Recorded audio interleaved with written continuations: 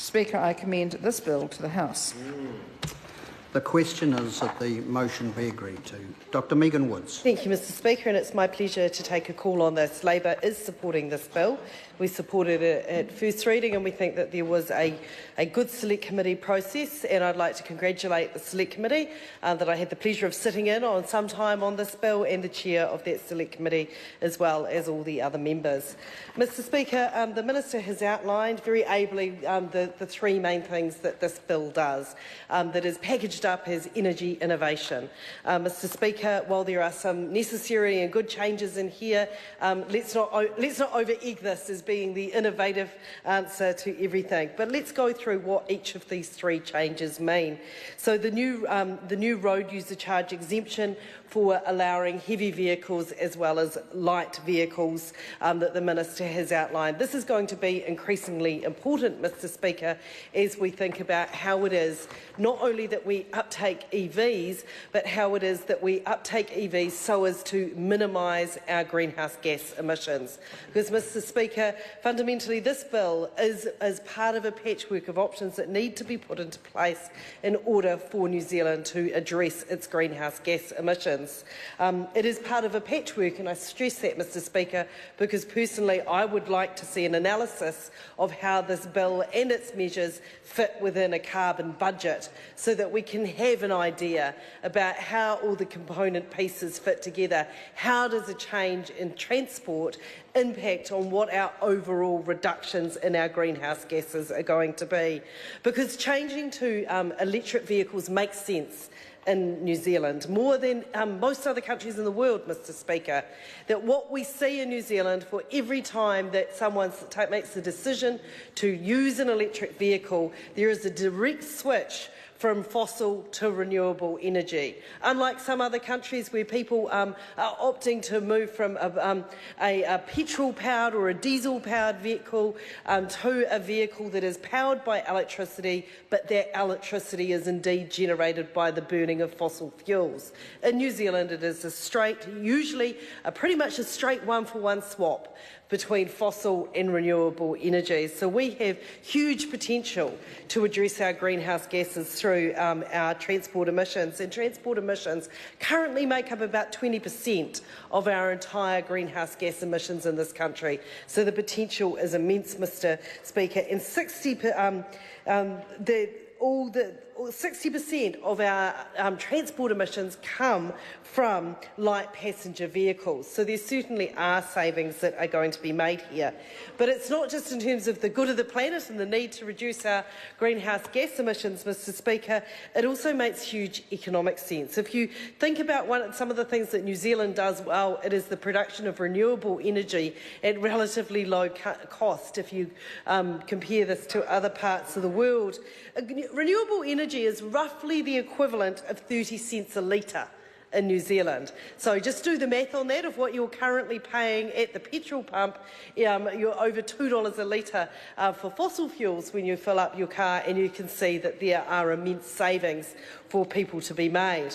So if we're saying that 60% of all our transport energy consumption comes from our light passenger fleet, the cars that drive around and people use to go from point A to B in the course of their day, we also need to turn our attention to thinking about the other 40%, and that is in our heavy vehicle fleets. And that is why the provision that we have here in this bill and the first measure that this does, which is about enabling the road user charge exemption to heavy as well as light passenger vehicles, is a very important measure, Mr Speaker. The other thing that this bill does is it allows ECA to use its levy in a broader way, not just in terms of electricity.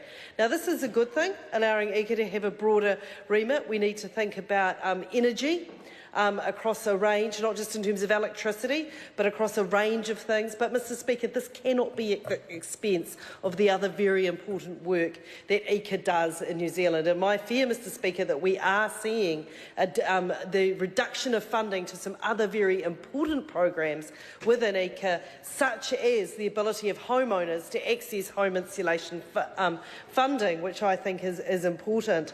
The other measure that this bill does does, this omnibus bill does, is allow cars to, electric vehicles to travel in bus lanes. Now, Mr Speaker, as you can imagine, this was a part of the bill that attracted some attention from submitters. I think the important points to acknowledge here, and the points that understandably that people brought and were worried about at the Select Committee phase was, well, just letting cars into the bus lanes is going to subvert the purpose that those public transport lanes are there, which is to allow non-congested routes through our cities where people can elect to take public transport and not be bogged down in the congestion that cars are in. And this certainly was a concern that I had around this measure. But, Mr Speaker, there are some measures in this that do give me a degree of certainty around that. And we heard that from Auckland Transport, Greater Wellington Regional Council, the Waikato Regional Council. So this was a widely held view. But there are a couple of measures in here that do give me some peace of mind around this. The first is that it is an opt-in provision for individual road controlling authorities. It is not mandatory now that under this legislation that every bus lane in the country will be opened up for EVs or electric vehicles to be able to travel in them. This is something that individual territorial and local authorities, the road controlling authorities, will be able to make decisions around. So there well could be routes in different parts of the cities or countries that, or throughout the country that just make no sense to allow electric vehicles go in. It's going to subvert the whole point of having them there, which is actually to free up our roads and for allow people to travel in a less congested manner. So that is certainly something to consider.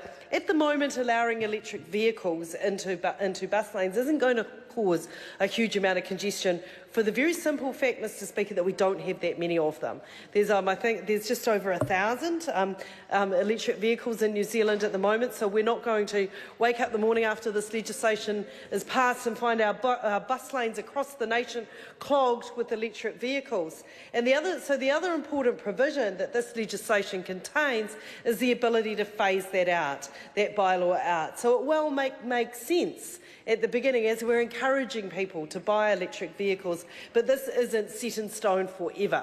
It can be a temporary provision while it makes sense. Obviously, the aim of this legislation that is put in place to try and sit alongside the government's aim of having 64,000 electric vehicles on our roads over a period of time, which incidentally, Mr Speaker, is pretty much what the Ministry of Transport's modelling shows us would happen if we did nothing. If we just allowed nature to take its course and there wasn't any government intervention. So in terms of being a radical disruption, this bill certainly isn't. This is what I like to call a standing still measure. This is what's going to happen anyway. So what we do have, though, is the ability for road controlling authorities to opt out of that over time. And I think these are important concerns and ones that the committee certainly listened to. And another issue that did tax the committee for quite some time was the issue that the minister touched on, and that was around the ability to enforce who should and shouldn't be allowed in a bus lane, which cars should be in there. How are we going to demarcate which cars were indeed electric vehicles? What measures could we put in place that couldn't be ripped off, so those that shouldn't be in the bus lane were putting in place a wrong sticker on their car or similar measure and sneaking into the bus lane and getting a quicker ride to work? Mr Speaker, we spent quite a long period of time considering measures around that in the committee, but I think we looked at different models around the world and different things that could happen, and it seems to be that the ability to use the photography and the images taken there could be something that can act as a deterrent. But Mr Speaker, that's something we need to keep a watching brief on, because as we get more and more EVs on our roads as technology changes, as electric vehicles and normal combustion engine vehicles cease to look different from each other. This could become a problem. And I think this is something that, as legislators, we need to keep a watching brief on and check that that is in check. But, Mr Speaker, this is a bill that brings into place some measures that are important. It reflects, the third provision reflects very much the need to keep the regulatory framework up with the technology and the different ways in which electricity is now being generated. But, Mr Speaker, these are necessary. They're a small part and a small start, and Labour will support the bill for that reason. I call Melissa Lee. Thank you, Mr Speaker. It's a